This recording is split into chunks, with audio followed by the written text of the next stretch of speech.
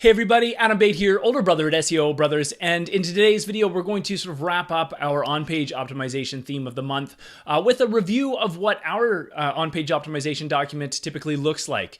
Now if you're a client of ours, you're probably going to be familiar with this document and sort of the internal workings of it, but I'm going to take you through how we set up an on-page optimization document. And instead of me just chatting here, explaining the document in front of you, what I'm going to do is I'm going to hop on the computer, have you follow along as I walk you through sort of how we set up and structure our document. Before I do that though, I just want to stress that this is just our document, our way of doing this. Doesn't mean it's the right way, doesn't mean it will necessarily work for you, but I think it's a great starting point that you could build upon in order to structure a document like this internally or for your own organization. So on that note, let's not waste any more time. Let's hop in and explore the on-page optimization document. All right, so you're looking at a template or an example document that I've sort of created with some ad hoc data in it to give you an idea of what could be, or what could live within a document like this.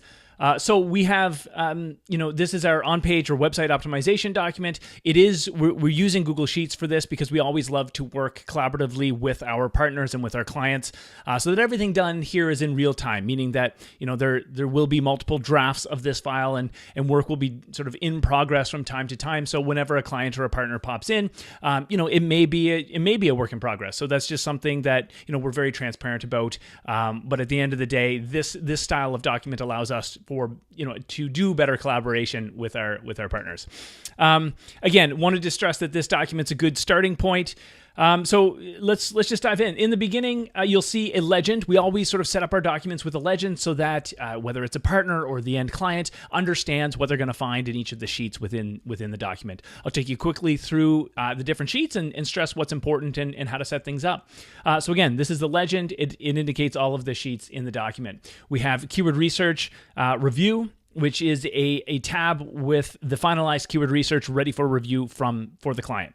We have a website optimization sheet, which gets into the page-specific optimizations and looking at sort of the page-specific elements that we can improve upon to optimize the website.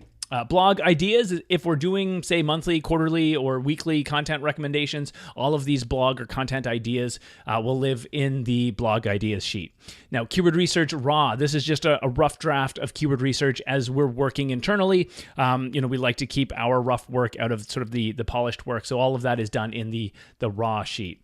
Blog optimization, so if we are doing content recommendations and ongoing support, all of the optimizations of the blog post will be in the blog optimization tab. We have 301 redirects, and then we have notes of anything made on the campaign. 301 redirects, simply just the list of 301 redirects. So let's just dive in quickly. I'm going to show you each of these sheets, give you an idea. Now, I think the keyword mapping video I did last month, you've likely seen a lot of this, just quickly anyway, but basically in this keyword research sheet, we set up a keyword search volume with a specific location and then a score, 1, 2, 3, 4, or most of the time we just do 1, 2, 3. In this case, it's top priority, important, and not relevant. Often we do just, either relevant, not relevant, or somewhat relevant as well. And then based on those, we can indicate which ones we are going to focus on for a campaign, which ones that will get mapped to specific pages. This is, a lot of keyword research that may not get assigned or mapped to specific pages. From the keyword research, we move into the website optimization or the page-specific optimization and improving the elements. So this is a framework. We don't use every column in every project. We typically start with the columns that you see here: page ID or page name, page URL, keywords, recommended page title, a header tag, and meta description. We can also get into specific content notes. A lot of the times we get into content notes. We've also set up columns to record page speed metrics, so time to first byte and total download time, perhaps internal link count and external inbound link count. So looking at page-specific link metrics as well. And then we map the keywords in the keyword section, and then based on those keywords and based on the content of the website, we create page titles, header tags, meta descriptions, and then the other metrics are usually, say, a first time benchmark, and then we update continuously the page speed and the link count. You can do that using Sitebulb or Screaming Frog or just a crawler of choice. So that's, that is a 10,000 foot overview of the website optimization sheet. You can get into internally linked sources and identifying, what pages are good fits to internally link to other pages as well. All of that can be done, or is typically done in the content notes section of this sheet. Blog ideas. I pulled some blog ideas from a different industry here. What we typically, or how we typically set this up, is depending on volume that they're looking for. We indicate the month that they were recommended. We give a general topic of the idea. Then we give some specifics and a little bit more detail based on some of the top performing pieces of content about this topic. And then we map some keywords or give some keyword suggestions based on additional keyword research specifically for these blog posts. This lives in the blog ideas sheet.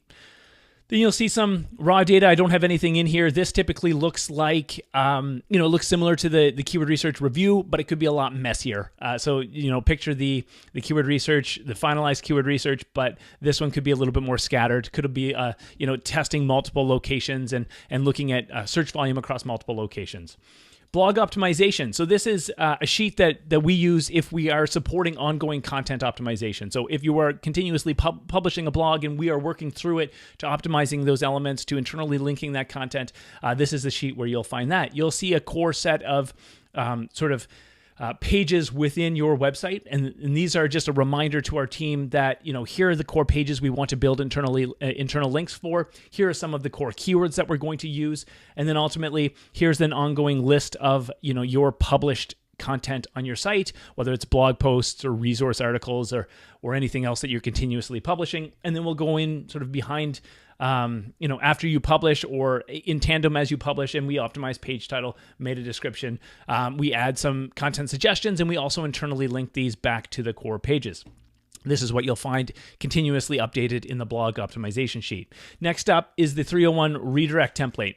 Now, usually what we do is we keep this template as a template, and we'll simply copy the sheet to a new sheet, date it at the time of implementation, and we sort of have or create a redirect document sort of piece by piece like this. That way, if we're in there on a weekly or monthly basis and we find technical issues, we're able to simply create a subset of redirects, create a template for a specific date, export that template, and then import them into WordPress or Drupal or Squarespace or whatever the platform that you're using. This is a pretty standard format: source URL, target URL. You're usually looking at relative URL here or URI, and then total URL in the target.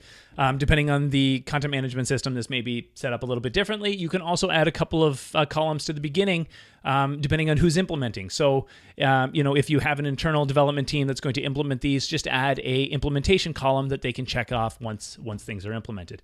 And then finally, we have a notes sheet. And, this is essentially a place that sort of everyone uses as they work through a campaign or work through an optimization document. Anything that gets recommended or anything that gets implemented on the site has to be noted here. So whether it's just simply looking at data, or if it's making recommendations to site structure or page-specific elements, everything that is done in a campaign or during an on-page optimization gets added to the notes section and has comments.